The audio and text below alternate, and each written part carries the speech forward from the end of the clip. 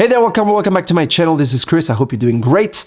Today we're going to talk about this guy here. This is the Nitecore BB2. When Nitecore reached out to me about it, I was a little bit skeptical. I thought, well, what is this gadget now? What is this thing? And I decided to go for it anyway because, I like to test new things and to advise you guys or not, depending on how good it is. Now, this is an interesting accessory because it is a very strong, very powerful air blower that you can use for all your lenses, your camera gear, your body, and your keyboard, and pretty much anything. So I'm gonna tell you the specs, the things that I like about it, and in the end I'll tell you a few things that I didn't like so much. Let's do it. It has 3 power modes. We have silent, optical, and turbo. That is cool because it covers pretty much all case scenarios and situations where you might need to have more or less power. It also is good because you don't want to use the turbo to clean your sensor or to clean some delicate parts of the camera, and you don't want to use the turbo as well if you are in an environment where you don't want to be noticed because the turbo is very loud. In fact, I'm going to show you how loud these are. So this is a silent mode.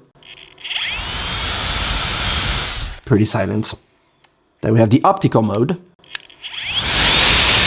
That's a little bit more loud. And the turbo mode's louder, like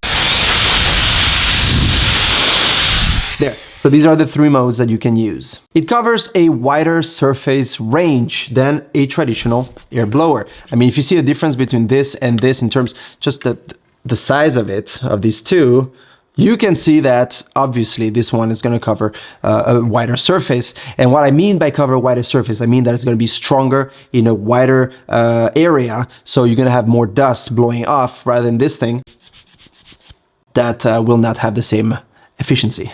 It is rechargeable through USB-C. That is great, so no batteries required, and USB-C is pretty much a standard now, so it's cool. It can last up to 210 cleaning times, 10 seconds per cleaning. That's what they claim. I didn't test it out. I took it on some shoots with me recently for the past 1 or 2 weeks, and I didn't have a problem. It's fully charged, so all good.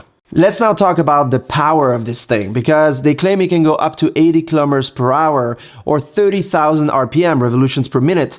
That is a lot. That is quite a lot. It's very powerful. And I believe them. I mean, I have no way of testing if it is actually 80 kilometers per hour, but I presume it is very close because I feel how powerful it is. And when you put it close to your lens, I wouldn't use the 80 kilometers per hour for the lens, but when you put it on anything else like your keyboard, or if you want to use it on the body of the camera, the grip, a flash, or anything else, you really can see that there's a lot of air coming out of this thing. There are a few accessories that are also included with this thing, such as when you pull out like this, you have a little brush that's magnetic, so you can pull it out and put it back in, and this is useful for the body, the one that they give you with the air blower. Now, you can separately buy another one, which is the optical one, which I have right here, and that allows you to clean the lens and is a little bit softer and more gentle to avoid scratches. Another cool thing is that they give you a little light that is 90 CRI. I don't know if that's an important datum for you or not. You're not going to take photos with it. However, all you have to do is when you have it off, you press the power button and you put it on, and then there you go, and you have this little light coming up.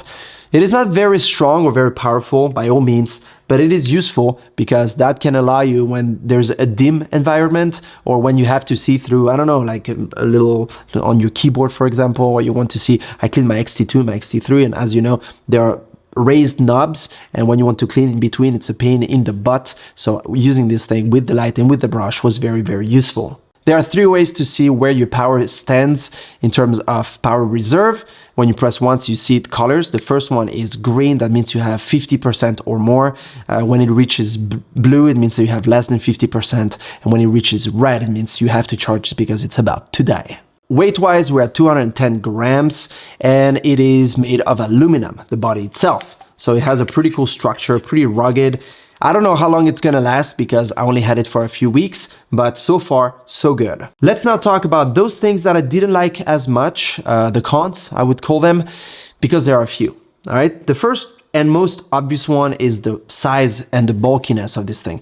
I mean, it is quite cumbersome. If you compare the two, this here is very soft and, it doesn't take a lot of space.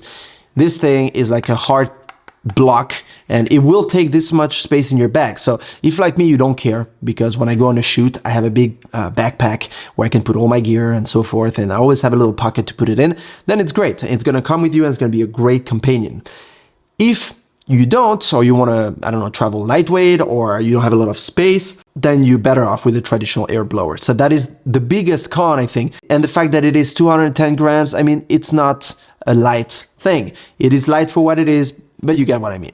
The other thing that is a big con, I think, is the price. It will be probably around $100 or more, like the original version that was improved. It is not cheap for an accessory like that. It is an accessory that blows wind, air. It is very useful if you want to use this thing outdoor, or if you need it, you know, to keep your lenses and your gear clean and dust free. I would highly suggest it. I think it is really cool. But that being said, it is not cheap. So you can get this thing for like $10 or less. Another thing that I noticed is the power button. I find it to feel a little bit cheap and plasticky. They claim that it is made of aluminum, but it really feels plasticky, and it moves, it feels around like this, and I don't really like that. But it's weird because like the filter button here and the little brush button, for example, or this is CNC machined.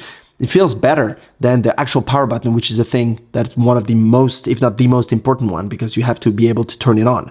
So that's one thing I would fix. And last but not least, the USB-C port here is wide open and it's flushed. So you could have dust going in. You never know if it's raining outside and by chance you get a little splash, it will go straight inside. And over time, we know how dust works. I can't really clean that unless I use the traditional air blower to clean it, but that kind of defeats the purpose.